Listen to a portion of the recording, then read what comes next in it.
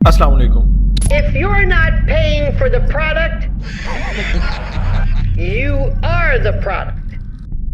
Facebook और इस जैसे जितने भी ऑनलाइन सोशल मीडिया प्लेटफॉर्म्स हैं वो 3 तरीकों से पैसा बनाते हैं: advertisement, in app purchases and the worst of all, selling your personal data. Facebook now has evolved to a place where you are tracking everyone. You are collecting data on just about everybody. I believe that Yes or no? Congresswoman, Yes or no? that's right, that we लेकिन WhatsApp जिसमें ना तो कोई ads चलते हैं ना कोई इन app purchase है और चैट्स और कॉल्स भी एंड टू एंड इनक्रिप्टेड है, यानी आपके और एंड यूजर के अलावा उस डेटा को कोई देख ही नहीं सकता। तो how is it possible for WhatsApp to make money and keep their servers and other operations running smoothly? कोई मुफ्त में आपको इतनी बेहतरीन सर्विसेज आखिर क्यों देगा? Nothing comes for free in this world. In fact WhatsApp जो कि 2013 में 138 मिलियन डॉलर्स के लॉस में जा रहा था, क्यों एक लॉस वाली कंपनी को फेसबुक ने 19 मिलियन नहीं बिलियन डॉलर्स में खरीद लिया, जबकि इंस्टाग्राम जैसी एप्लीकेशन को सिर्फ 1 बिलियन डॉलर में खरीदा?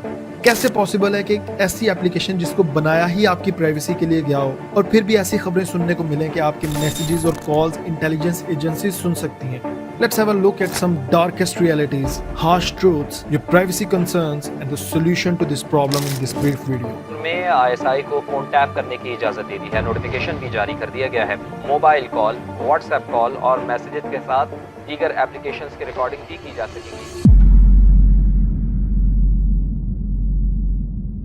4 फरवरी साल 2004 एक सोशल मीडिया प्लेटफॉर्म लॉन्च हुआ और इस प्लेटफॉर्म ने लॉन्च होते ही लाखों यूजर्स की तवज्जो हासिल कर ली। फेसबुक रैपिडली मोमेंटम गेन करता जा रहा था और हर दिन हजारों नहीं लाखों यूजर्स इस प्लेटफॉर्म से जुड़ रहे थे और 2007 तक 6 करोड़ के करीब लोग इस प्लेटफॉर्म को ज्वाइन कर चुके थे। इसी दौरान ब्रायन एक्टन और जैन कॉम नाम के 2 कंप्यूटर प्रोग्रामर्स जो उस वक्त याहू में काम कर रहे थे, सितंबर 2007 में याहू से जॉब छोड़कर वर्ल्ड टूर के लिए निकले और वापस आने के बाद मई 2009 में ट्विटर में जॉब अप्लाई करते हैं लेकिन रिजेक्ट हो जाते हैं।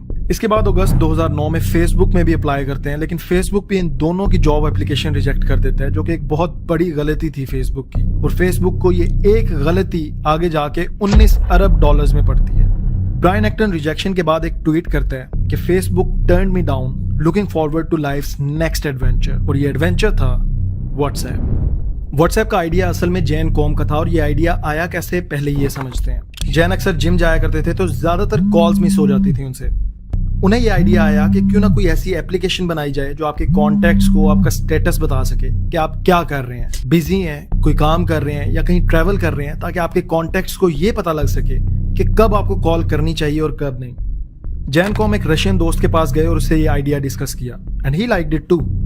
उस दोस्त ने एक रशियन एप्लीकेशन डेवलपर को rentcoder.com पे ऑनलाइन हायर किया और इस एप्लीकेशन पे काम शुरू कर दिया गया। इसका नाम व्हाट्सएप रखा गया व्हाट्सअप की वजह से, यानी क्या हाल है या क्या चल रहा है। इस एप्लीकेशन के लॉन्च होते ही बहुत से लोगों ने इसे अपना स्टेटस अपडेट करने के लिए इस्तेमाल करना शुरू कर दिया, यानी कोई अगर कॉलेज जा रहा था तो उसने कुछ ऐसा स्टेटस अपलोड किया, कोई जिम जा रहा था तो ऐसा स्टेटस अपडेट किया।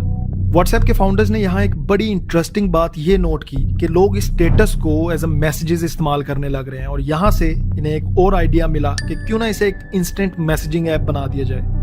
मैसेजिंग का फीचर आते ही व्हाट्सएप के यूजर्स में अचानक एक बहुत बड़ा इजाफा देखने को मिला और ये एप्लीकेशन पूरी दुनिया में फैलती जा रही थी। अब क्योंकि यूजर्स भी बढ़ रहे थे तो व्हाट्सएप को सर्वर्स भी ज्यादा चाहिए थे, टीम भी बड़ी चाहिए थी और ऑब्वियसली सब के लिए पैसा भी ज्यादा चाहिए था। लेकिन व्हाट्सएप तो कोई पैसा कमा ही नहीं रहा था, ना एड्स चला रहा था, ना कोई इन ऐप परचेज थी इसमें और ना ही आपके डेटा को बेचा जा रहा था। तो आखिर इतनी बड़ी टीम को सपोर्ट कहाँ से मिल रही थी? सबसे बड़ा मसला यहाँ व्हाट्सएप के लिए वेरिफिकेशन मैसेजेस की कॉस्ट कवर करना था। वही मैसेज जो न्यू यूजर को पहली बार अपना नंबर वेरीफाई करने के लिए चाहिए होता है। यानी सिर्फ ये एक मैसेज व्हाट्सएप को बहुत महंगा पड़ रहा था और इस एक मैसेज की कॉस्ट को कवर करने के लिए व्हाट्सएप ने सिर्फ $0.99 पर ईयर की सब्सक्रिप्शन फी रख दी यूजर्स के लिए। मतलब it was not a free application anymore. लेकिन $1 per year wasn't that bad deal, क्योंकि लोकल मैसेजेस के लिए टेलीकॉम कंपनीज बहुत ज्यादा चार्ज करती थी उस वक्त और व्हाट्सएप लोगों को सिर्फ $1 में अनलिमिटेड मैसेजेस दे रहा था। तो एवरीवन वाज हैप्पी टू पे दैट $1। लेकिन इंटरेस्टिंग बात यह है कि ये $1 भी मैंडेटरी नहीं था, यानी अगर आप पे करना चाहें तो कर सकते हैं, अगर नहीं तो कोई मसला नहीं। लोगों को प्यार होने लग गया था इस एप्लीकेशन से क्योंकि ये फ्री सर्विसेज भी दे रही थी और प्राइवेसी सिक्योरिटी भी दे रही थी।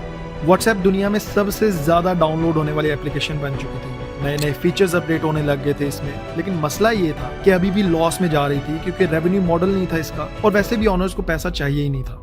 ब्रायन और जैन दोनों ही अनोइंग एड्स और प्राइवेट डेटा शेयरिंग के सख्त खिलाफ थे। इनफैक्ट ब्रायन एक्टन ने अपने डेस्क पे एक नोट भी चिपका रखा था जिसमें उन्होंने खुद लिखा था कि no ads, no games, no gimmicks. यानी वो चाहते थे कि इस एप्लीकेशन को जिस पर्पस के लिए बनाया गया है उसके अलावा इस पे कोई और चीज नहीं होनी चाहिए, और पैसे के लिए ये अपनी वैल्यूज पे कोई कॉम्प्रोमाइज नहीं करना चाहते थे। फेसबुक के लिए ये एप्लीकेशन एक बहुत बड़ी कंपेटिटर बन चुकी थी और 2012 से ही मार्क जकरबर्ग ने इसे एक्वायर करने की कोशिश शुरू कर दी थी। लेकिन व्हाट्सएप के ऑनर्स इस ऐप की इंटेग्रिटी को बरकरार रखना चाहते थे, इसलिए उन्होंने फेसबुक को ये एप्लीकेशन सेल नहीं की पहले। लेकिन जरा खुद सोचें कि अगर आपको किसी ऐसी प्रोडक्ट के लिए $19.3 बिलियन ऑफर किए जाएं जो कि प्रॉफिटेबल ही नहीं है, क्या आप उस ऑफर को ठुकराएंगे? फेसबुक ने कुछ टर्म्स एंड कंडीशंस पे फरवरी 2014 में $19.3 बिलियन में व्हाट्सएप को खरीद लिया। फेसबुक के लिए ये सबसे बड़ी एक्विजिशन थी, लेकिन सवाल यहाँ ये पैदा होता है कि आखिर फेसबुक ऐसी एप्लीकेशन को लेना ही क्यों चाहता था, चाहे कंपेटिटर ही क्यों ना हो, लेकिन प्रॉफिट तो फिर भी कोई नहीं था। तो इसका आंसर है अगेन आपका डेटा। फेसबुक का रेवेन्यू मॉडल कंप्लीटली इस प्लेटफॉर्म के यूजर्स यानी आपके और मेरे डेटा के सर पे चलता है। हमारा डेटा यूज करके फेसबुक हमें पर्सनलाइज्ड एड्स दिखाता है जिससे मिलियंस एंड बिलियंस का रेवेन्यू जनरेट करता है। लेकिन अगर फेसबुक ये काम करता है और व्हाट्सएप के फाउंडर्स को ये चीज पसंद ही नहीं थी, तो वो इसे फेसबुक को बेचने पे राजी क्यों हुए?